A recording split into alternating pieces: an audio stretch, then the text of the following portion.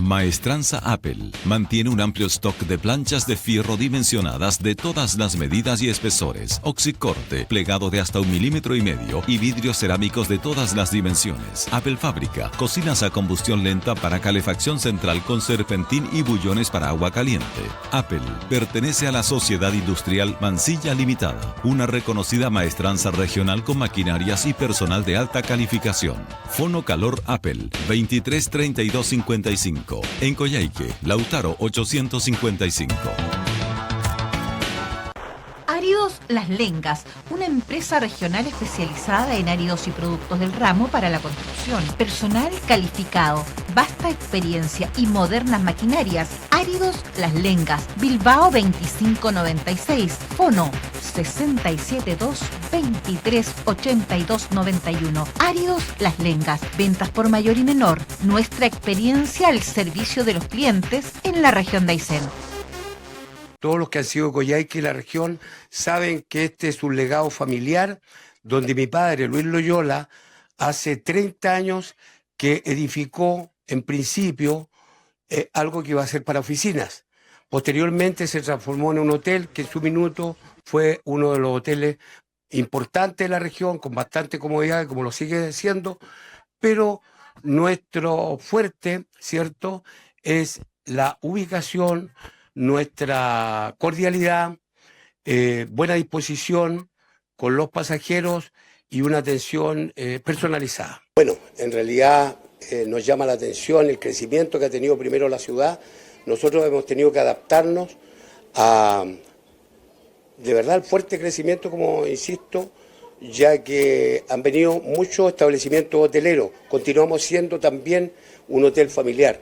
Cumplimos 30 años este año, con cómodas habitaciones, ¿cierto?, en un lugar céntrico, en el corazón comercial de la Patagonia, que es nuestro eslogan, a pasos de la plaza, de centros comerciales, también de todo lo más importante que se está creando. Ya pronto tenemos una empresa muy familiar, muy importante a nivel nacional, que viene a quedarse de vecino de nosotros. Estamos muy alegres de eso también, y todos saben de que hemos estado preocupados de aportar a nuestra región. Somos una familia de la región.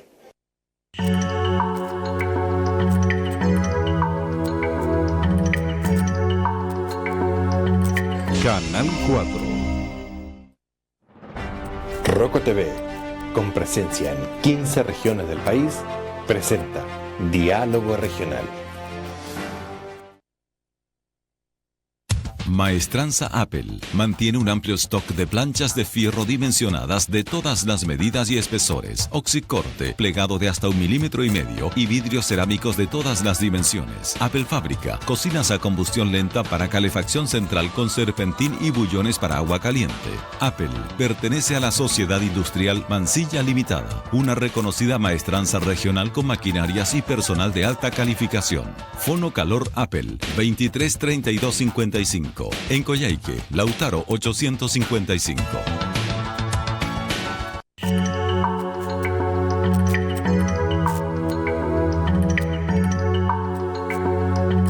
Canal 4. Roco TV, con presencia en 15 regiones del país, presenta Diálogo Regional. Sí, en total es harta plata. Sigamos conversando, ¿no? Pues estaba al aire. Ya. ¿Cómo está, don Benjamín? Todo bien, Rocco, aquí estamos. Ya a 2 meses del gobierno de José Antonio Caz. 2 meses. Sí, puntual. El 11 de marzo de este año asumió. ¿Y usted cómo está? Lloviendo en Rocco, ¿usted cómo está? Dando jugo. ¿Está bien? ¿Va a quedar jugo? Rejugo.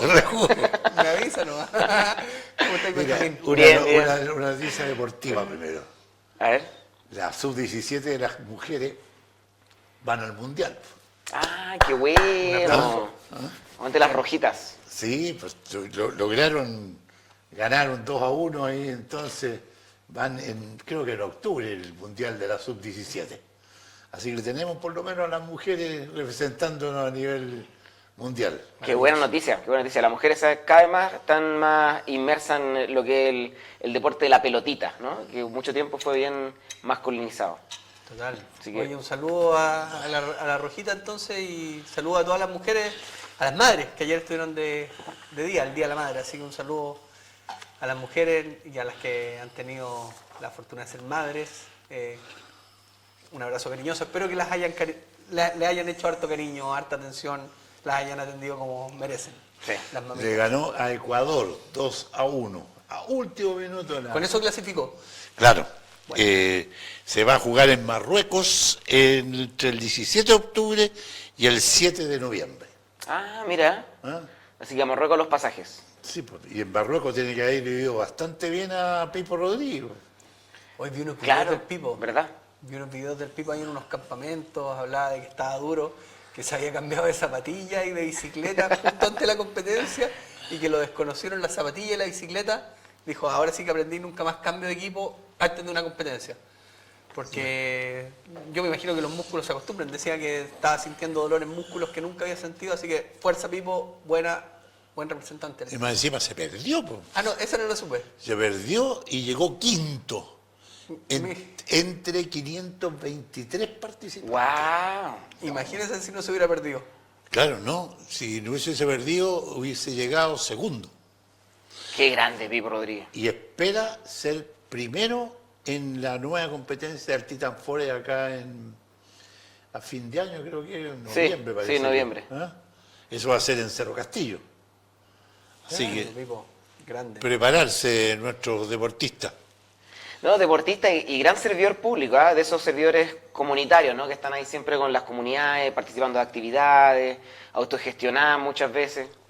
Hace poquito reconocíamos al profe John Medina en el gobierno regional, que también es de este tipo de personajes, ¿no? Que se entregan mucho a sus comunidades, que contribuyen ahí de manera desinteresada al desarrollo regional, con mucho cariño y amor.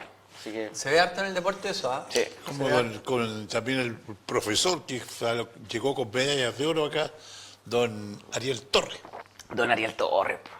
el profe del liceo. Bueno, ha trabajado El Torre, ¿sabes? el que clásico. el que corre. Sí, po. Sí, claro. Sí, porque es atleta. Sí. Bueno, Sí. ¿cómo Profesor este no- del República Argentina en su momento, del Josefina Aguirre también, ha hecho clases.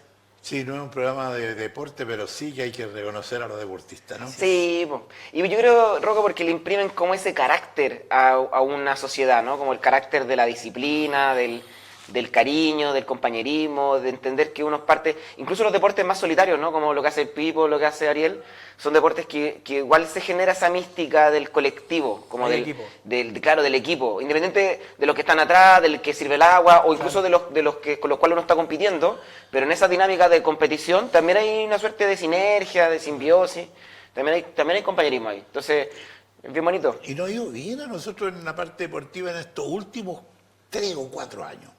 Antes, me acuerdo cuando nosotros íbamos a jugar a la pelota afuera, una vez que marcamos un gol, nos salían en los abrazos nos salían los murciélagos. No nos abrazábamos nunca. Ahora nos va bastante bien. Oye, Pero nos abrazamos más. ¿Qué te parece estos 2 meses del gobierno del señor Katz? Me parecen largos 2 meses. Ha tenido harta crítica, creo que hay harto que mejorar. Pero bueno, me parece que el tiempo, que estamos en el tiempo ya de hacer todos los ajustes que sean necesarios para que el gobierno pueda marchar mejor. Pero se vino una fuerte oposición a esta mega reforma, ¿no? Sí, o sea, bueno, el día de hoy, ¿cierto? Los centros de pensamiento del progresismo, ¿cierto? De quien hoy día componemos la oposición, entregaron una propuesta alternativa a la mega reforma. Particularmente en el tema tributario, ¿no? Porque cuando hablamos de esta mega reforma, de esta mega ley, ¿cierto? Hablamos de una ley que tiene elementos que tienen que ver con la reconstrucción de las zonas dañadas producto de los incendios, ¿cierto? Que son muy importantes y urgentes de atender, pero también cuestiones que son muy graves para el país, ¿no? Como el tema tributario, que requiere un tratamiento especial y pormenorizado y, digamos, tomarlo con la amplitud que requiere, ¿no? Porque un acuerdo de esa materia, sobre todo cuestiones que pretenden, ¿cierto?, estabilizar estructuras tributarias de aquí a un tiempo más, requieren acuerdos amplios y grandes en nuestra sociedad. No pueden ser cuestiones que se diriman por un voto de diferencia. Entonces,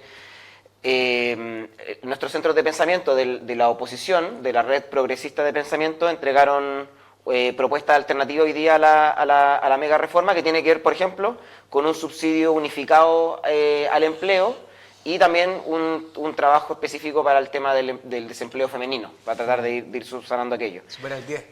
Sí, que claro, es una de las brechas desde nuestra comprensión por lo menos más grave, y que tienen que ver, o sea, la manera de resolver aquello tiene que ver con políticas de género transversales, como por ejemplo la sala vacuna universal que fue propuesta en el gobierno anterior, ¿cierto?, en un proyecto de ley que no llegó a puerto, pero que nosotros creemos que si realmente nos trabajamos el tema del empleo femenino en serio, debiese ser considerado este problema de la conciliación entre la vida familiar y la vida laboral, que muchas veces sentimos que no llegamos, no están conciliadas, ¿no?, ambas cosas. O sea, muchas veces uno tiene que escoger entre trabajar o tener una vida familiar plena. Y ojalá que, o sea, la política pública debe propender a que aquellas cosas estén de la mano. Pero el día tiene 24 horas.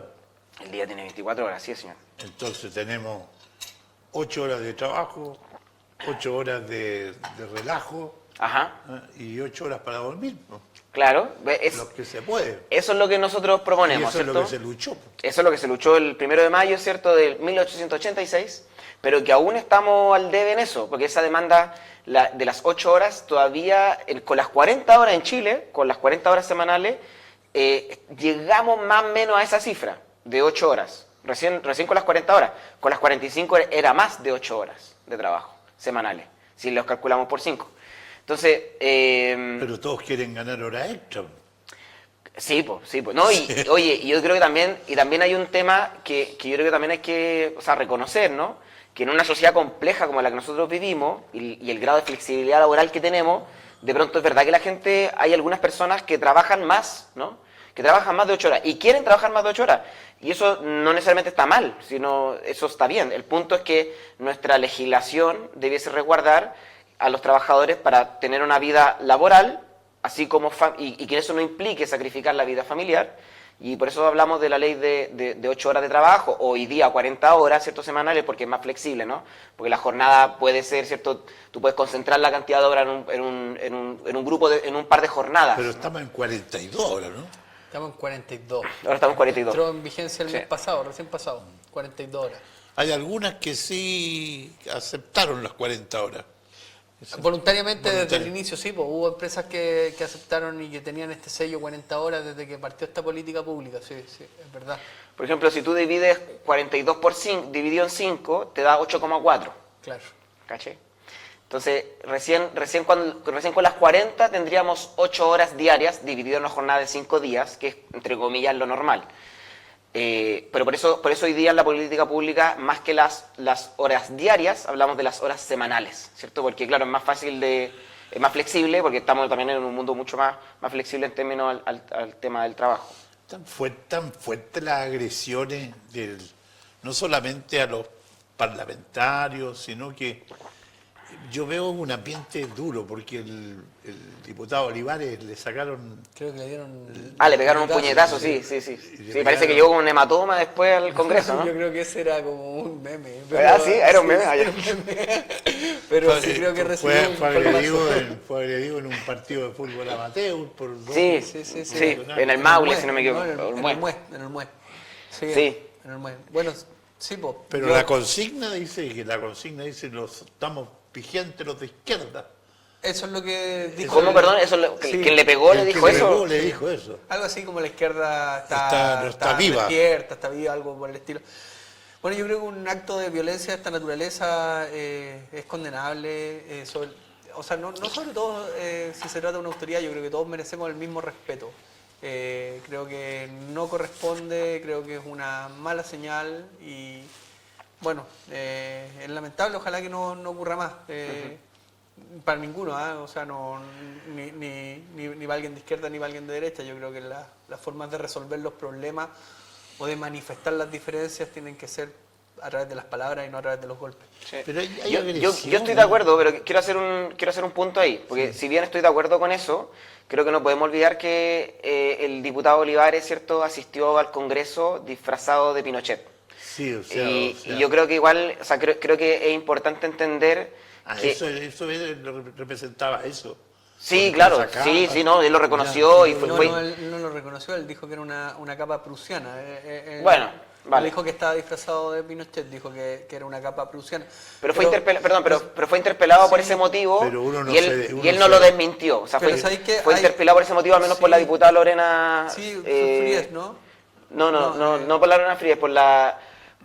Lorena Soto, si no me equivoco, fue interpelado y él no lo desmintió, pero quiero hacer el punto, Felipe, porque creo que es importante entender que hay varios tipos de violencia, ¿no? Sí. Y cuando uno ocupa un cargo público y en este caso una sesión del Congreso que es televisado y todo el cuento, cuando el hombre va disfrazado de Pinochet o lo interpelan por aquello y él no se desdice y ocupa una capa prusiana y todo el atuendo que da a entender que sí, y él no dice que no, digamos, ya eso también es un acto de violencia porque estamos hablando, ¿cierto?, de un régimen en nuestro país que vulneró vidas humanas. Estamos hablando de 55.000 personas que fueron afectadas en distintas formas sus derechos humanos por la dictadura, de los cuales alrededor de 3.500 furon víctimas, digamos, de asesinato, ¿cierto? Es la misma persona. Detenidos, desaparecidos, sí, la misma persona. Yo no quiero hacer una defensa al diputado porque me parece que el Congreso no es un lugar para disfrazarse. Yo he condenado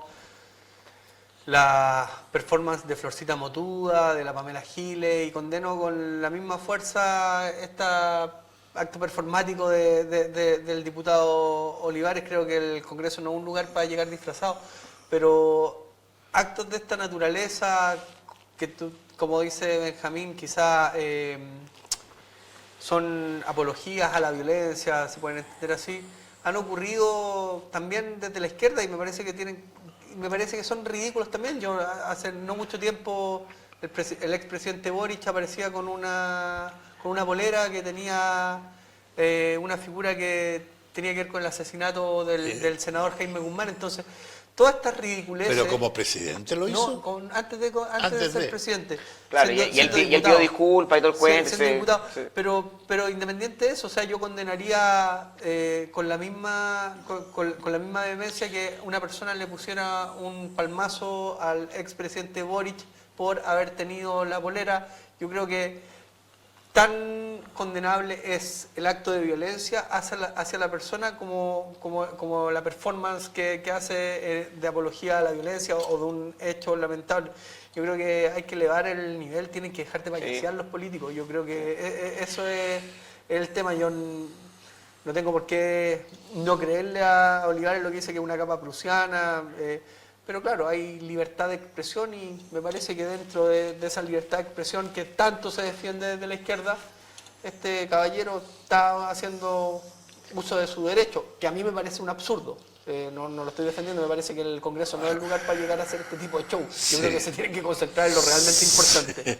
Sí, no, pero claro, igual, o sea, solamente para cerrar el punto, creo que estamos de acuerdo con la idea de que el Congreso no es el espacio para hacer ese tipo de apologías, que es poco serio, etcétera. Pero también hay una cuestión que es más sensible aún, ¿no? Que los países que han vivido traumas, como es el caso de la dictadura militar en nuestro país, que es un trauma colectivo, ¿cierto? Por eso tenemos un programa de reparación integral que ha sobrevivido, digamos, varios gobiernos. O sea, es más o menos un consenso de Estado. Hay 3 informes, ¿cierto?, de verdad y reconciliación, informe REC, informe Valech, que así lo certifican y estipulan, como yo te decía anteriormente, ¿cierto?, en más de 50.000 personas vulneran sus derechos humanos durante ese periodo. Cuando tú tenías un trauma de ese tipo como país, hay cuestiones que son inaceptables porque atentan contra la cohesión democrática y la convivencia. Y una de esas cosas es la apología, ¿cierto?, al régimen que destruyó esa cantidad de vidas, ¿no? Y recibir un palmazo de la nada también. Yo también estoy muy de acuerdo que eso... Es que sí, pero no es lo mismo, que es importante distinguirlo, no en el sentido del nivel de gravedad, sino en el sentido de que son violencias distintas, ¿no? Y ambas son condenables. Con lo que pasó con el diputado Olivares, cuando él llegó con la capa prusiana y se le interpeló por estar disfrazado de Pinochet y estar haciendo apología, del sector de derecha, al menos de los que hoy día gobiernan, no hubo una condena ni un señalamiento de que, oye, eso en verdad no corresponde, sino que hubo una suerte de defensa, ¿cachai?, de ese tipo de actitudes. Yo creo que es importante, o sea, yo creo que es importante como país, como en la idea de la convivencia democrática, en la idea de que nos pongamos de acuerdo con mínimos comunes, uno de ese mínimo común es que el Estado ha señalado de que durante esos 17 años hubieron violaciones de derechos humanos que no pueden volver a ocurrir y por lo tanto una manera de que de eso no vuelva a ocurrir es no hacer apología de ese fenómeno. Y eso es todo. Así como por ejemplo cuando Kaiser andaba con poleras del helicóptero, ¿se acuerdan? Yo creo que también son cuestiones que nosotros debiésemos mejorar para efectos de poder mejorar también la convivencia porque en la vida cotidiana, porque naturalmente cuando tú haces apología de esa violencia es probable que coseches también violencia del tipo que cosechó el diputado Olivares. Lamentablemente, obviamente. Para cerrar el punto quisiera también aclarar algunos temas que hemos estado tocando ahora. Nadie se disfraza de Pinochet, porque seguramente alguna familia nos está viendo. Tampoco se disfraza de militar una persona, ni tampoco se disfraza de carabinero, claro, ni de cura, ni de monja, ni de bombero, ni de militar. Cuando se disfraza uno, se disfraza de Batman, de Superman, o de alguno de esos personajes que son de esa naturaleza. Pero yo me disfracé de Guaso. No, el Guaso no es un disfraz. El carabinero no es un disfraz y el trabajo de disfrazarse de Pinochet tampoco. Entonces quiero dejar claro que no es un disfraz lo que se vivió, sino que es una pinta similar a como andaba vestido el señor Pinochet. Claro. Una apología, ¿cierto?, en su vestimenta. Correcto. Pero que no corresponde, porque atenta contra el recuerdo de muchas familias. A mí lo que me llamó la atención, un titular que lo marqué acá, que dice: ¿cuáles son las señales tempranas de padres y colegios que no estamos viendo? Dice, 6 de cada 10 escolares presentan síntomas de depresión. ¿Será tan así? Sí, yo creo que sí es así. Sí, tú que eres profesor, pero sí, tú trabajas con adultos, ¿no? Claro, o sea, ahora me ha tocado trabajar con estudiantes más grandes, ¿no? Pero aún así son jóvenes y bueno, y sigo siendo profesor, estoy colegiado y que sí participo de instancias de educación. De hecho, hace poquito participé en el Cabildo de Educación que organizó el Colegio de Profesores de Aysén, junto con la PDI y distintos profesores de establecimiento, el SLEP, etcétera, un poco para abordar el tema de la violencia y el problema de la convivencia escolar. Y claro, ¿no? Nosotros tenemos un problema grave de salud mental en nuestros niños jóvenes. Yo creo que también en la sociedad adulta, tal vez con menos evidencia, pero también hay un problema ahí que está latente y que se evidencia en este tipo de fenómenos que hablamos recién, ¿no? Del diputado Olivares haciendo una cuestión cierto estrambótica y violenta y que termina cosechando violencia. Eso también nos habla de una sociedad que psicológicamente hablando no está muy sana respecto a sus propios traumas y sus propios procesos psicológicos, ¿no? Como hay una dimensión de psicología colectiva. Y creo que los chicos también perciben ese tipo de fenómenos, así como el tema de las redes. Yo creo que ahí hay un tema súper importante que atender, el grado de violencia. ¿Y ha significado a lo mejor esto de suspender los celulares, todo esto? O sea, la verdad es que yo no tenía ese problema. Es que no soy muy conocedor del tema, entonces difícilmente me puedo. No, a mí me llamó la atención el titular hoy día. Pero si 6 de cada 10 niños están con problemas de depresión, chuta, es un tema importante que no solamente tiene que atender el sector de la educación, sino que salud y ver de manera muy integral para ver cómo se previene, porque a lo mejor no nos afecta como región. Eso a nivel nacional, ¿cierto? Sí. Bueno, lo leían en el diario hoy día. No, pero a nuestra región lamentablemente igual le afecta. Mira, delicado es súper delicado. Yo me acuerdo, o sea, un poco para contarle y darle la impresión, y también que las familias nos pongamos en sintonía respecto a lo que está pasando tal vez en los hogares, ¿cierto? Porque de vuelta a la pandemia, después del 2020, el 2021, volvimos a los liceos, ¿cierto? Volvimos a las clases. Pero era como un proceso de vuelta medio tímido, ¿no? Eran poquitos chicos en aula. Bueno, recibimos a los chicos en aula, y yo me acuerdo que el primer día, bueno, chiquillos, volvimos, qué sé yo, seguíamos en clase durante la pandemia, así que sigamos con lo que veníamos viendo. Bueno, los chicos bastante desconectados, y nadie hablaba, y estamos hablando de un tercero medio, nadie hablaba. Un proceso de desadaptación. Increíble, o sea, de desocialización, y los chicos así muy metidos como en muy individuados, ¿no? Como cada uno una isla, y para salir de ahí lo que dice, bueno, chiquillos, entonces ahora dibujemos respecto a esta pregunta, una respuesta a esta pregunta, y los chiquillos, la verdad, mente en blanco. Entonces después dije, ya, a ver, dibujemos lo que les nazca dibujar, pero dibujen algo y lo conversamos, lo que sea. Y en ese proceso, ¿saben ustedes que de 10 cabros que yo tenía en la sala, 6 se pusieron a llorar, dibujando.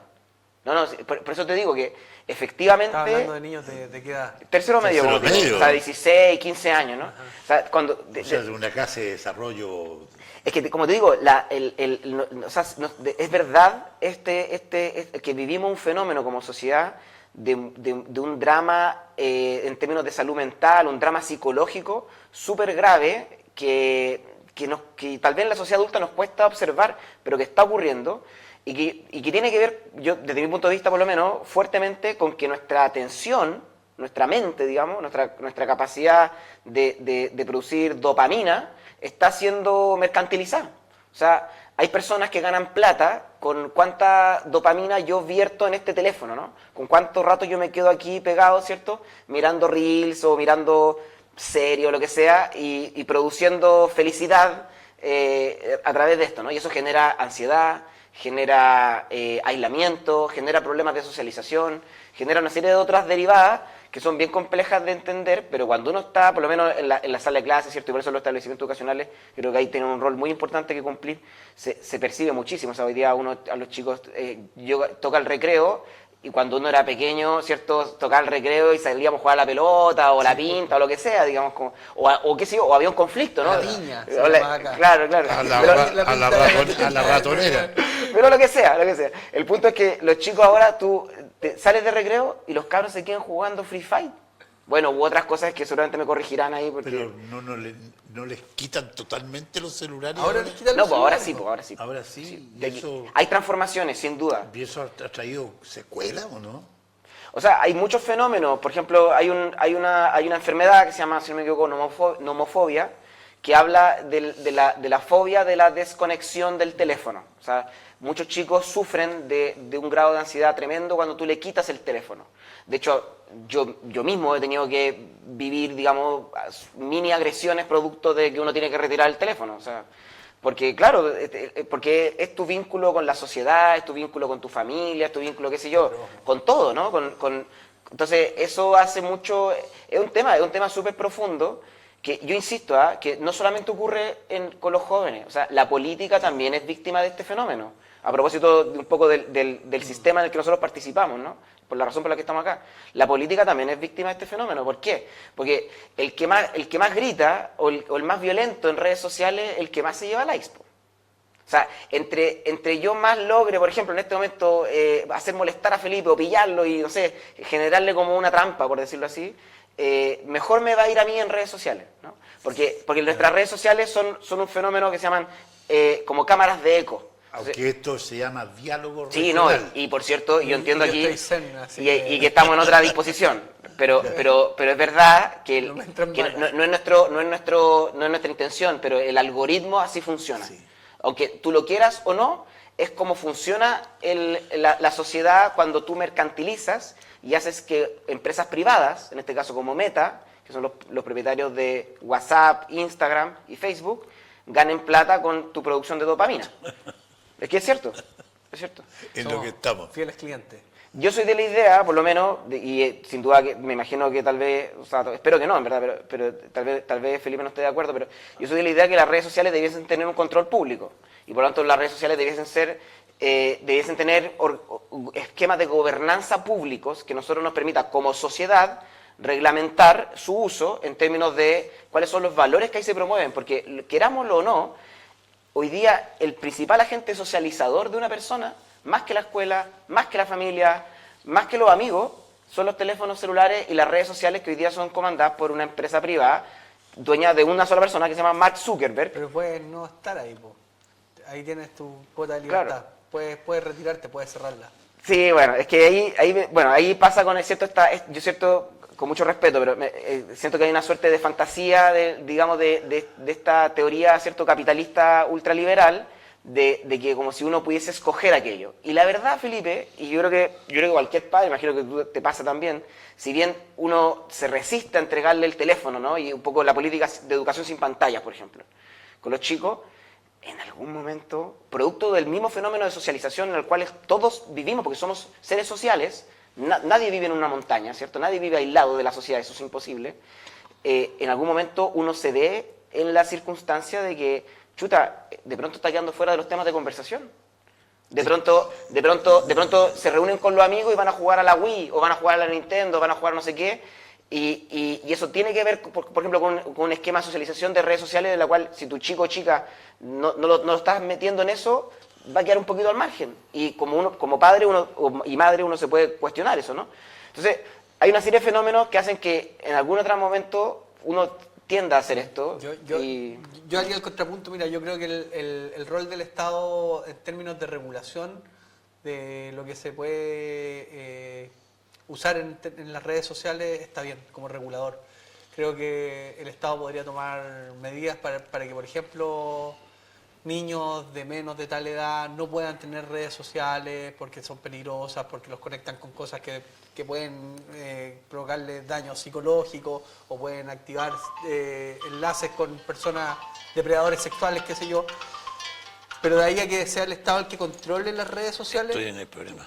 que el Estado el que controle las redes sociales a mí me hace pensar mucho en El Ojo que todo lo ve y 1984, o sea, no estoy lejos de aprobar aquello porque en el fondo me parece que la libertad de las personas tiene que estar por encima, sí.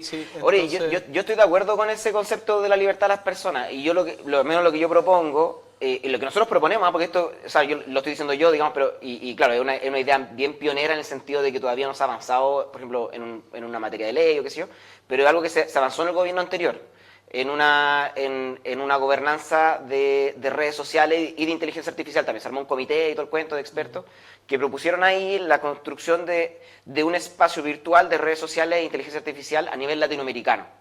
Y eso implica, claro, que tenga un carácter público, pero cuando hablamos de un carácter público no hablamos necesariamente de un carácter estatal, ¿cierto? Propiamente tal, sino que cuando hablamos de algo público hablamos de gobernanza donde participe la sociedad civil organizada también, ¿no? En definición de ciertas normas y criterios de uso.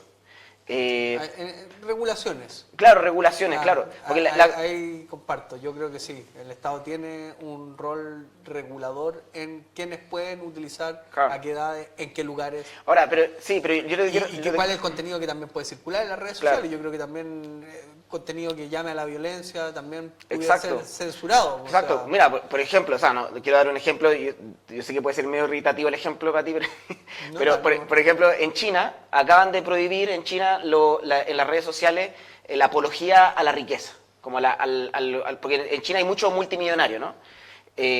Y acaban en un esquema de gobernanza donde no es solamente el Estado en términos de como el buró político, digamos, sino que son esquemas de gobernanza donde participa la sociedad civil organizada.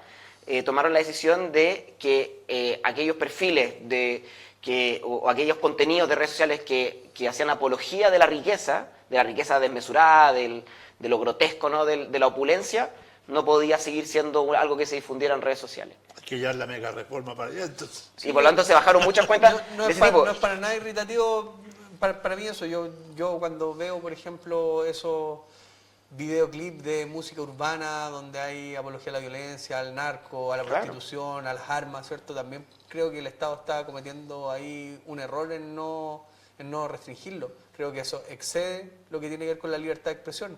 Veo menores de edad manipulando armas en esos videos, clips que hacen consumiendo droga, fomentando la promiscuidad. Yo creo que eso tiene que regularse. Es un mal ejemplo para los niños, un mal ejemplo para la sociedad, un mal ejemplo valórico y moral. Y no yo estoy muy de acuerdo con eso. Y no creo que tenga nada que ver con el neoliberalismo. Yo creo que eso tiene que ver con una crisis valórica y moral muy grande. Yo estoy de acuerdo contigo, pero sí creo que tiene que ver con el neoliberalismo, porque es el neoliberalismo el que ha generado esta idea de que, y yo no lo veo en el espacio público, o sea, no es por qué ser como tan rebuscado, ¿no? Uno anda por el espacio público acá de Coyhaique, de nuestra comuna, y puedo observar carteles, ¿cierto?, que te promueven una cerveza o que te promueven un helado, y hay una chica bonita, ¿cierto?, dorada, ¿no?, una chica bonita rubia, que lo ven todas las personas, de cualquier edad, ¿cierto?, y que te promueve el consumo de alcohol a partir de una joven guapa, un poco señalante, bueno, si consume esta cerveza, tienes más posibilidades de acceso a este ideal, ¿no? Antes ocurría con los cigarros, ¿no? Pero no me tenemos acuerdo- nada... Me acuerdo del Marlboro. Yo. Sí, pues, del Porque caballo. me acuerdo, del vaquero. que iba en la moto. Ah. Entonces decía el chico, ¿para qué sigo entrando los chanchos? Claro. Si me voy para la ciudad, me compro una moto, Y me fumo pego una Marlboro. mirada, un Marlboro y ya estoy bien acompañado. Sí, pues, sí. Sí, lo que pasa es que yo, en lo personal, me considero un padre presente. Ajá. Y a lo mejor nunca me metí en este sistema que hoy día están viviendo ustedes, los jóvenes, porque para mí, los fines de semana, estar en el parque CONAF con los niños era espectacular. Entonces salíamos, jugábamos, nos tirábamos, nos arrancábamos de los pumas y cuestiones. No, qué lindo. Yo te digo, ayer me acordé mucho porque fui al cementerio el Día de la Madre y me acordé porque en una oportunidad yo compré una casaca y en la casaca le puse un mapa de la búsqueda del tesoro. Entonces le puse que justamente el tesoro estaba en una tumba del pirata no sé cuánto en el cementerio y fuimos para allá y estaba lleno el cementerio, justo daba el 1 de noviembre. Y yo le dije, andan todos buscando el tesoro. Bueno, y la cuestión que el tesoro yo tenía escondido en distintas partes, por allá por Río Claro, por distintas partes, estuvimos todo el día buscando el tesoro. Entonces era otra forma, pero hoy día veo que los padres también se han concentrado en esto del celular, en esto de quedarse, no aprovechar la naturaleza. Claro. Y eso Es se ha que- perdido quizá un poco. Sí, todo el rato, po, todo el rato. Y yo sí creo que tiene que ver con lo que hablamos, digamos, del neoliberalismo, ¿cierto? Como sistema económico, político, social, que no responde a la voluntad de alguien, ¿no? Sino que es producto del propio desarrollo de la sociedad compleja en la cual estamos. Porque cuando tú dejas todo el arbitrio del mercado, todo lo que tiene que ver con preocupaciones públicas, quedan fuera, ¿cierto?, del espacio social. Porque el ejemplo que yo te daba recién, ¿no?, de que uno camina por Coyhaique, por la calle, y ve publicidad, ¿cierto?, de distintas empresas que promueven ideales de vida a partir de sus productos.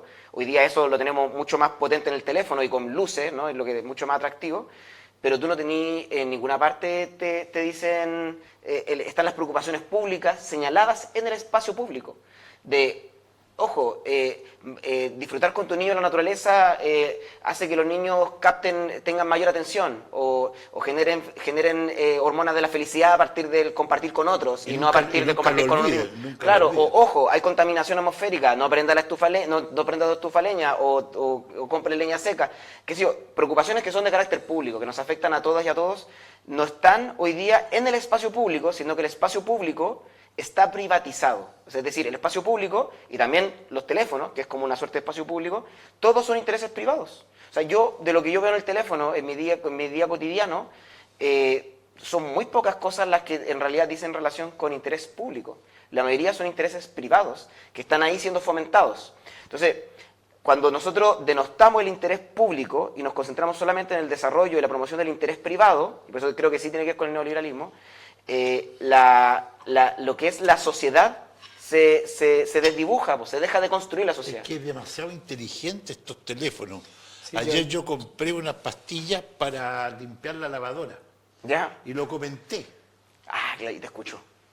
Y todo el día me han salido mensajes para limpiar la lavadora, o sea, la verdad. No hemos reído con Teresa porque me salía el gas. Me apareció uno más barato. Claro. Pagó muy caro por la... Claro, uno me salió a 5.000, otros estaban En 24. el celular salían a 1.200. Claro. Y ¿cachai, Felipe? A mí me parece que, por ejemplo, ese tipo de fenómeno Eso. es mucho más Ray Bradbury, mucho más 1984, a propósito de tu referencia, Orwell. claro, perdón, de Orwell, más que como el fantasma, ¿no?, de un Estado que pueda regular este tipo de espacio y ponerle normas comunes a partir de lo que nosotros como sociedad nos interesa fomentar. Que en este caso, qué sé yo, a propósito de la depresión, es la felicidad de nuestros chiquillos, pues. Bueno, yo creo que tú le das una vuelta demasiado larga así al tema de la privatización del espacio público. Yo discrepo contigo, yo creo que el espacio público no está privatizado, es como de cajón decirlo, es público. Y me parece que el tema de la publicidad en los espacios es lo que se ve en todo el mundo y no tiene que ver con el neoliberalismo. Yo creo que tiene que ver más bien con una lógica de mercado y con la globalización, con eso más que con el neoliberalismo. Yo creo que si tú vas a China te vas a encontrar que no es, digamos, la cuna del neoliberalismo, sino que es una república popular, ¿cierto? Te vas a encontrar, o dictadura, dicen, ¿ves? Te vas a encontrar con lo mismo. Entonces me parece que le da una vuelta demasiado larga al tema. Y con respecto a la culpa de lo que contienen los celulares, o sea, ahí estamos todos es re fácil, tú apretás un par de segundos el icono donde está esa red social y la deslizáis y la elimináis y se acabó. Y volví a usar el teléfono celular para lo que fue hecho el teléfono, para comunicarte vía telefónica. Así es un tema de una decisión personal. Entonces, es que la verdad las cosas... A mí, por ejemplo, sí. el algoritmo de Instagram me muestra más la radio Bio, Mochati, que Sí, no, a mí también, que ADN, aquella dama voluptuosa ofreciéndome la cerveza. No aparece en mi algoritmo. Yo estoy más metido en el tema de los podcasts y ese tipo de cosas, y creo que para eso me presta un muy buen servicio. Entonces está en la opción de cada uno, apretar el botón, eliminar la red. Sí, pero pero Felipe, es que yo creo que por eso yo creo que ese relato de libertad está bueno como un mantra ideológico, pero no es real. O sea, yo creo que cualquier persona... Pero si tú no eres esclavo de esto. No, yo creo que cualquier persona sabe, se da cuenta, y a propósito de la misma cifra, 6 de cada 10 niños en nuestro país tienen problemas de depresión. Una cosa similar seguramente ocurre en la sociedad adulta. Y eso no es porque la gente quiera ser adicto a las redes sociales o quiera vivir con problemas de ansiedad o quiera vivir con problemas de depresión o que haya escogido aquello, sino que son derivadas, ¿cierto?, de un comportamiento social que uno no escoge, porque uno al socializarse está obligado a ciertas maneras, a ciertos hábitos, no es algo que uno pueda escoger, lamentablemente. La sociedad tiene maneras de vivir y uno vive a partir de cómo vive la sociedad. O sea, tú ahora no podrías escoger relacionarte a través de teléfono análogo, por ejemplo. Podrías escogerlo, sin duda, y serías muy libre en tu decisión, pero no hablarías con nadie, porque nadie se habla con teléfono análogo hoy día. La gente habla con teléfono inteligente, ¿cierto? Entonces, lo mismo, te voy a dar un ejemplo, digamos, más absurdo respecto, por ejemplo, a comunicarte con mecanismos no eléctricos, ¿no? La sociedad tiene un tiempo y una época que nos domina. Nosotros somos un producto social. Los individuos participamos de la sociedad, pero nosotros podemos moldearla en algunos casos, sin duda, y transformar la sociedad. Y por eso soy una persona de izquierda, por lo menos. Creo firmemente en que podemos aportar en su transformación y mejora. Pero lo cierto es que la sociedad ahí domina, pues hay estructuras que tú no podías coger nomás. Nosotros tenemos que tener redes sociales, este programa tiene que tener una salida en redes sociales, o si no, peligra, ¿cierto?, su rentabilización o no le va tan bien tal vez como otros programas, no algo que esté en el campo de elección, ¿cierto?, de Rocco o la Radio Genial, tener una salida, digamos, por redes sociales, es parte de lo que deben hacer para efectos de ser competitivos en el campo medial de medios de comunicación en el cual viven, ¿no? No es verdad eso de la libertad de elección. Y cuesta adaptarse. Y es una adaptación, sin duda, pero nosotros somos seres adaptativos. Entonces, por eso creo que hay un problema, y a propósito del gobierno, de estos 2 meses de gobierno, un poco pasando para ese lado, que siento que pasa un poco lo mismo en esta discusión respecto al gobierno. El gobierno vive de mantras ideológicos, pero no tiene evidencia para sostener las políticas públicas que está proponiendo. El tema de la mega reforma es clarísimo, lo ha dicho el FMI, lo dijo la Comisión Fiscal Autónoma, lo dice economistas de derecha y de izquierda. Y la democracia cristiana tiró para atrás también. Claro. Porque no le respondieron en la fecha correspondiente. Sí, no, y todo el sector, los sectores políticos en general, hasta Chile vamos. Y aún así, sin ninguna evidencia, sino solamente con un mantra ideológico, se han resguardado en esta frase que repiten como loro, de que todo va a estar bien.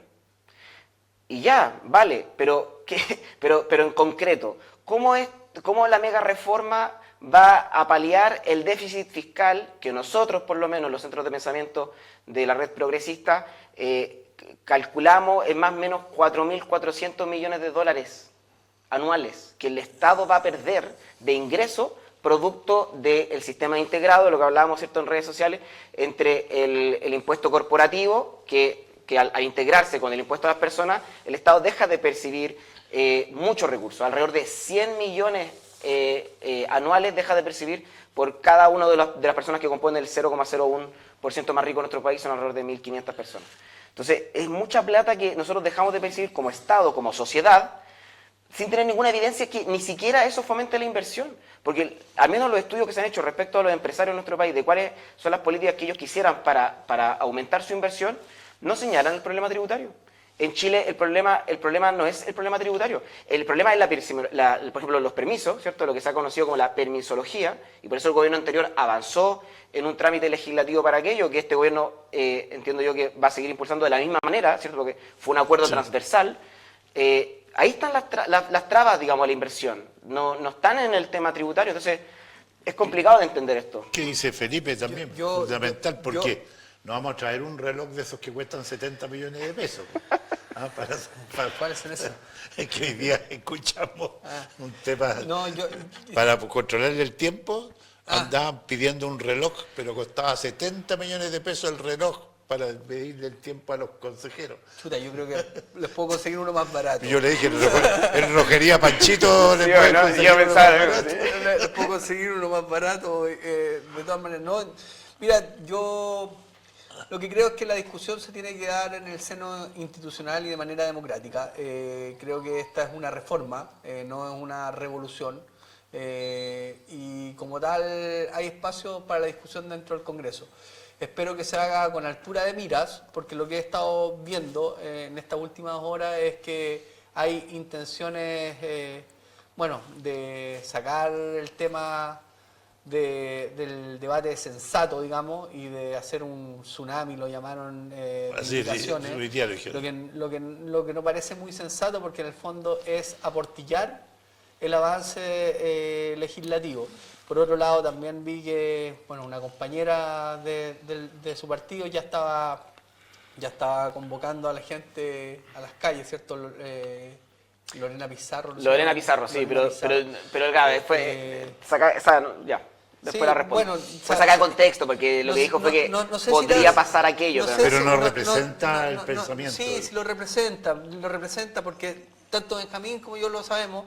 Estuvimos hace menos de un año en una presentación a la cual yo llegué, donde estuvo el senador Núñez, ¿cierto? Que fue una presentación donde estuviste tú. Sí. Y después de la hora, o de las 2 horas en que habló el senador Núñez, dijo, bueno, y si perdemos, siempre tenemos la calle. Esas fueron las últimas palabras que dijo Núñez.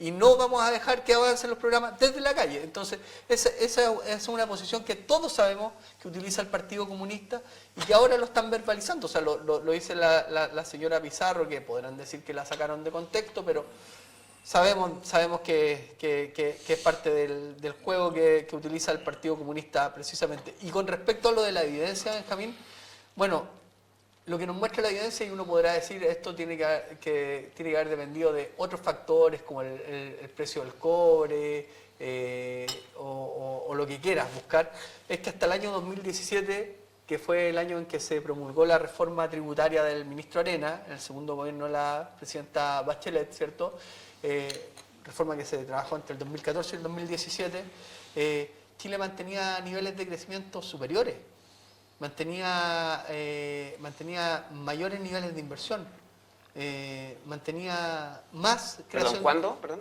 Antes del 2017. Vale. Sí, la tesis del 2017, ¿sí? No, es que esa es una evidencia, porque te dice que con un sistema integrado, con menor impuesto, y esto es evidencia, o sea, tú ves que un país que mantenía un sistema integrado tributario, mantenía impuestos corporativos menores, presentaba mayores niveles de inversión, mayor crecimiento, menos cesantía. Y resulta que los gráficos demuestran que desde que se implementó la reforma, que aumentó el impuesto corporativo y generó este sistema semi-integrado, la inversión y el crecimiento en Chile disminuyó. Y hoy día, ¿qué es lo que necesita Chile? Es crecer. ¿Para qué? ¿Crecer por crecer? No. Crecer para generar más y mejores condiciones de empleo para las personas y también a través del crecimiento poder generar técnicas de recaudación. Si esto va a funcionar o no va a funcionar, o si hay mejores formas o peores formas o aportes que hacer, bueno, yo creo que es parte de la discusión que se tiene que dar en el seno de la institución del Congreso, ¿cierto? Y que las indicaciones que se hagan sean sensatas y concretas. Yo aquí, mira, a mí Parisi no es una persona que me llame la atención mayormente o que la valore mucho políticamente, pero he estado escuchando sus entrevistas y me parecen sensatas, me parece que él está con ánimos de colaborar. Podemos tener diferencias en las visiones, pero es completamente distinto a lo que veo de parte de una izquierda que es con un ánimo que es mucho más de aportillar, y me recuerda mucho lo que pasó en el segundo gobierno del presidente Piñera. Me toca. Sí, te va a tocar. Que es negar la sal y el agua. Pero estuvo también la presencia de una socialista que pidió la renuncia al ministro Quirós, tengo entendido. ¿Ya? Y que la misma presidenta le dijo que ella no representa el pensamiento de los socialistas. Ya, sí, yo entiendo que Manuchelli también pidió la Manuchelli, renuncia al, justamente. claro, Manuchelli, diputado sí. socialista, sí. Y es una ¿Ya? mujer también. Puede haber sido Chicardini seguramente, Chicardini. sí, probablemente, Chicardini, ¿no? sí. Son como la dupla ahí. También es una dupla ahí. Sí, y pareja. Entonces, justamente son pareja. la presidenta dijo, no, ella no representa el pensamiento del Partido Está Socialista. bien. Ahora, dale, sí. Yo de todas maneras creo que el caso del ministro Quirós es bien, o sea, creo que merece harta atención, digamos, de parte del mismo gobierno. O sea, con el mejor de los ánimos, yo creo que el gobierno debiese revisar el rol que está cumpliendo el ministro Quirós en esta materia, porque, o sea, que esta propuesta de mega reforma, o la parte tributaria de la mega reforma, ¿no? Porque, cierto, es un compendio bien grande, pero la parte tributaria de la mega reforma esté siendo tan cuestionada por organismos técnicos de manera tan contundente, el FMI, cierto, la Comisión Fiscal Autónoma, etcétera, diciendo lo mismo que señala la oposición del punto de vista del efecto regresivo que esto puede tener en materia tributaria para el fisco, ¿no? Y por lo tanto para todos los chilenos, es un tema que debe ser atendido desde el mismo gobierno. Y creo que no puede aquí ser el ministro obtuso ni tampoco queriendo cerrar este tema con un par de votos de diferencia, sino que tiene que propender a un acuerdo transversal de todos los sectores políticos, y eso es importante. Y yo creo que el brazo político del gobierno, ¿cierto?, que se ha señalado ahí a Undurraga y a otros ministros, yo espero que domine dentro del gobierno, pues siempre hay ajustes al inicio de los gobiernos, ¿no? Pero espero que domine porque eso es el camino más sensato, o sea, la construcción de acuerdos transversales, sobre todo en esta materia que son tan sensibles. Ahora, diciendo aquello, me parece a mí que es importante hacerse cargo de lo que señala Felipe. ¿En qué sentido? Primero, en el sentido de que al menos nosotros como sector, ¿cierto?, como izquierda, hemos estado de acuerdo con la rebaja del impuesto corporativo. Lo propusimos en el gobierno anterior con la Comisión Marfan, la reducción del impuesto corporativo del 27 al 25, ¿cierto? Y de hecho hemos coincidido en el diagnóstico de que la subida de impuestos del 2017 del 20 al 27, ¿cierto?, del impuesto corporativo, fue una subida demasiado alta, ¿no?, en ese momento, y que por lo mismo estamos disponibles para bajarlo 3 puntos, ¿no? El 23, ¿no? No, al 25 nosotros, al menos fue lo que propusimos nosotros como sector el año pasado. Y hasta ahora sigue siendo la posición de mi sector por lo menos. Y que está bien, digamos, una base para conversar, por supuesto. Ahora, eso es una cosa. Pero otra cosa muy distinta es plantear que la baja del crecimiento económico responde únicamente al fenómeno tributario. Yo ahí discrepo. No, por eso te dije, pueden haber otras formas. No, pero quiero hacerme cargo de un poco de la tesis de que la reforma tributaria de 2017 generó un impacto negativo en el crecimiento económico. ¿Impactó la inversión? Sí, yo ahí quiero, claro, por eso te quiero hacer el contrapunto, porque no lo digo yo, lo dice Claudio Agostini, de que en realidad la reforma del 2017, si bien, insisto, coincidimos en el diagnóstico de que el impuesto corporativo podría rebajarse con medidas del impuesto complementario, ¿cierto? Es decir, no haciendo esta integración que hacen la mega reforma, que lo que hace es eximir de impuestos a las grandes fortunas. Explícanos eso, porque tengo la impresión de que no lo entienden. Súper, dale, sí, voy al tiro ahí. Pero déjame primero terminar con el otro tema del crecimiento, lo hago muy rapidito. De nuestro punto de vista, el crecimiento económico no se vio afectado por el 2017, sino que, o sea, en términos de que ese factor único generó una curva de creciente crecimiento, no. Nosotros vemos que el problema de crecimiento en nuestro país viene del 2005 en adelante y que es una tendencia estructural de la economía global. De hecho, si tú ves países con los cuales nos gusta compararnos, nosotros estamos creciendo en este momento a un 2,2 se proyecta, ¿no? países de la región que están creciendo mucho menos que nosotros, y Estados Unidos está creciendo un 2,7%. Países que están creciendo mucho son países que están en una fase muy emergente de desarrollo. Senegal, el país que más está creciendo en este momento, con un 4,7%. Entonces, creo que es importante señalar que hay el crecimiento económico y esta idea de este gobierno de crecer al 4% es algo que, al menos en términos relativos, es bien dudoso. Yo no sé cómo lo sostienen, y en términos de los economistas, por lo menos que yo he podido leer en la materia, no avalan esa tesis, ni la tesis de que el aumento del impuesto corporativo de 2017 tuvo ese efecto negativo en la economía, ni que se puede llegar a crecer a una meta del 4% de aquí al 2030. Ahora, habiendo cerrado aquello, porque el otro es como otro tema, ¿no? El tema del impuesto complementario, el impuesto corporativo, cómo se complementa, qué sé yo. Ya. ¿Cuál es el problema con sí, la integración? Porque con la integración, paso a explicar. Usualmente, ¿cierto?, se señala esta idea de la OCDE, ¿no? De que nosotros tenemos un promedio de impuesto corporativo más alto que la OCDE, ¿cierto? Correcto, y lo vamos a bajar a un nivel que todavía está más Claro. alto que la OCDE. 23 está 2 puntos más arriba de la OCDE. Sí, ya. El impuesto corporativo lo vamos a bajar, ¿cierto? Para un poco estar más Pero a nivel. todavía Ya, por sobre el promedio. sí, ese no es el punto, sí, tranquilo. Ese no es el punto. Ya. El impuesto a las personas de grandes fortunas, ¿cierto? Nosotros estamos muy por debajo de la OCDE, pero independientemente... pero tranquilo. Con la integración vamos a quedar Tranquilo. levemente debajo. Independientemente de los sistemas integrados o semi-integrados, ¿cierto?, que existen en el mundo respecto al esquema tributario de los impuestos, ¿cierto?, corporativos con los de las personas, Chile, respecto al PIB, solamente para medirlo así como una medida independiente digamos, de lo que tú tributas, más allá del porcentaje del impuesto corporativo o el porcentaje del impuesto a las personas, ¿cierto?, porque eso varía de país a país dependiendo si tienen régimen integrado o no, solamente cuánto tú pagas respecto al PIB, ¿cierto? Las grandes empresas en Chile pagan alrededor, ¿cierto?, en Chile pagan alrededor de un 4%. En el resto de los países de la OCDE, en promedio, pagan alrededor de un 2% de respecto al PIB. Entonces, efectivamente, nosotros pagamos más. Nuestras empresas pagan más respecto al PIB que en el resto de los países de la OCDE. 2 puntos porcentuales más. Pero las grandes fortunas individuales, en el promedio OCDE, pagan un 8%. Y nosotros estamos pagando un 4%. Entonces, si tú sumas, digamos, solamente álgebra simple, digamos, sumas el impuesto total respecto al PIB que pagan las grandes fortunas, entendiendo que los propietarios de las grandes empresas son también los que tienen grandes patrimonios, en Chile se paga la mitad que en el resto de los países respecto al PIB. Pero tú sabes cuánto están pagando las grandes fortunas en promedio, complementario. ¿Cuál es el tramo que pagan? Sí, el 40%. Ya. O sea, el 35% y ustedes proponen al 40%. Pero No. déjame terminar. El tramo más alto es del Felipe, 44%.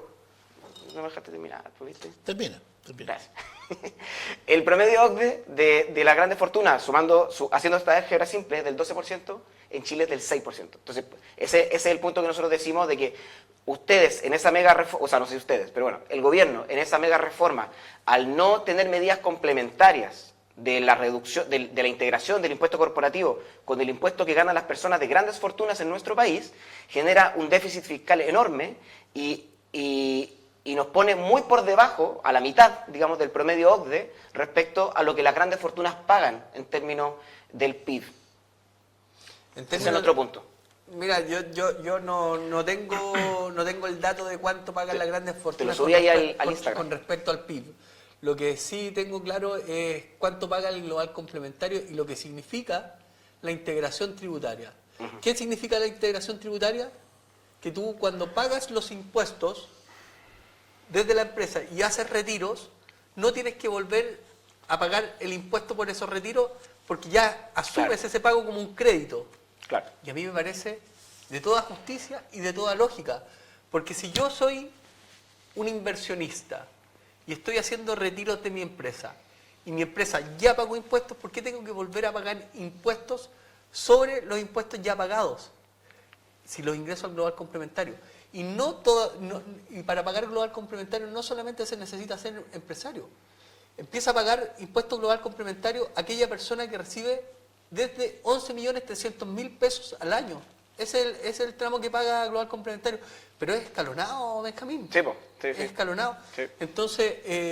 No, y las grandes fortunas pagan, entiendo yo, ¿cierto? Un 35 hoy día y... 40. No, lo que se propone en la mega reforma es 40. No, Es aumentarlo en medida complementaria. No, si el tramo hoy día, el tramo máximo del Global Complementario es 40. Súper.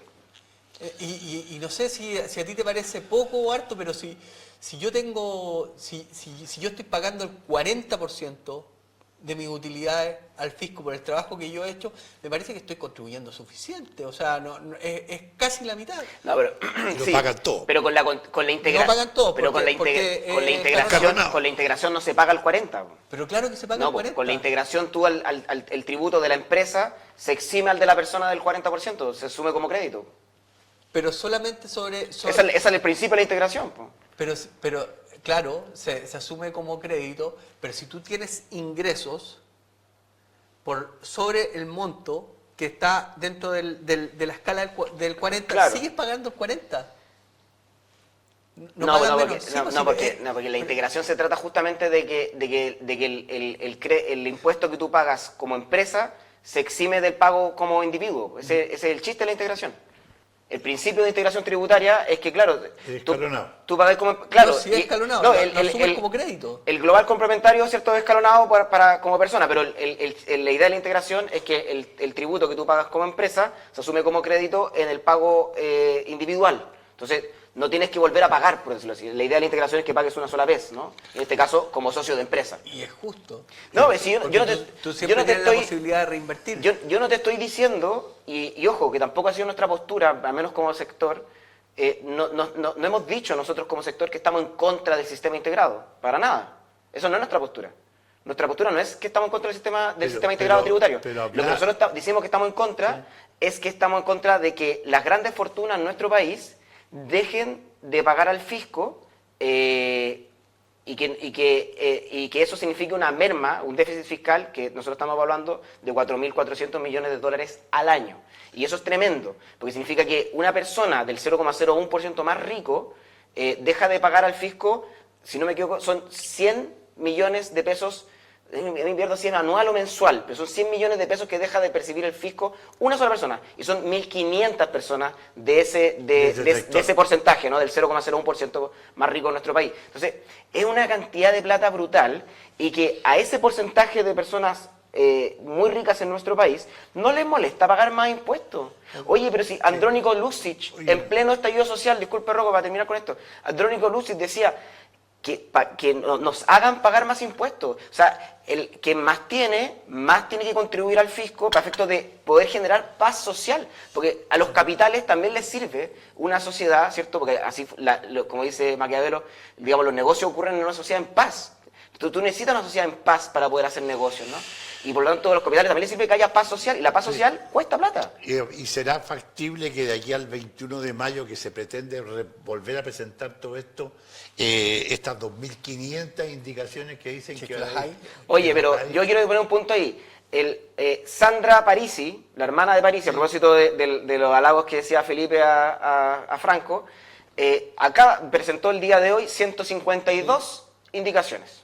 Nuestros partidos no han presentado todavía indicaciones. No, pero tuviste está bien, la declaración hasta el compañero Barraza. Está bien, pero lo dejo indicado. El compañero Barraza Lo dejo indicado. silencio Si estuviese el FMI en el Congreso Nacional hoy día, presentaría muchas indicaciones.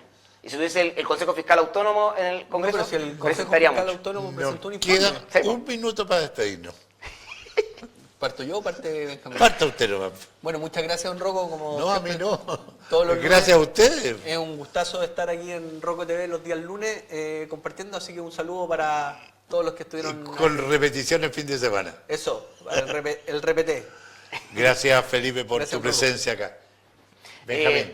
Saludo a todos los que ven el programa. Muchas gracias por sintonizar Rocco TV. Y bueno, se vienen procesos de cambio. Esperemos que la economía no se siga afectando. Yo le digo esto, lo digo sin ánimo, lo digo con mucha sinceridad. A mí me preocupa el futuro del país en términos económicos. La UEF está subiendo rápidamente, estamos en 37.000, ahora está, cuando empezó este gobierno, rápidamente llegamos a 40.000. y va para el alza. Pero la UF dejó de estar a 37.000 hace mucho rato. Está bien, ya, está bien, Benjamín. Bueno. Oye, ya, la inflación, la dirás, no va, la inflación cuando partió el 11 de marzo, la inflación estaba a 2,4%. Se estima que cuando termine el trimestre vamos a estar en 4,4%.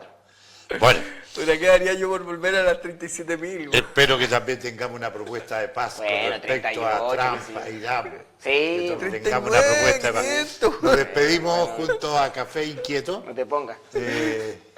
Por supuesto, nos despedimos. 37.000. Oye, bueno, soñar. No cuesta nada. No, pero es que estáis engrupiendo No, derechamente. pero bueno, es lo que recordaría, no sé. No, pero es que hay que ser serio los Yo, datos. bueno, pues, pero sí, es un Está número bien, está bien. importante. El punto es que están subiendo Así el nos costo de la vida. despedimos, Ese nos es el despedimos punto. con Óptica Imagen, Y nos que cuesta está caro a todos. cumpliendo 25 años y con esa cortada de barba tuya, ¿ah? Se ve más joven. Parece un joven. veo más lolo. Se parece un joven. No te pongas. No lo digas, no es necesario. Cualquier momento, cualquier momento se parece a un joven de este otro sector. Cualquier momento el Porque- pantalón pero caqui. Roque, son prejuicios. Se viene el pantalón caqui y la camisita cuadro. Podemos estar afeitados y también sabemos de economía. ¿Ya? Nos despedimos, chao. Adiós.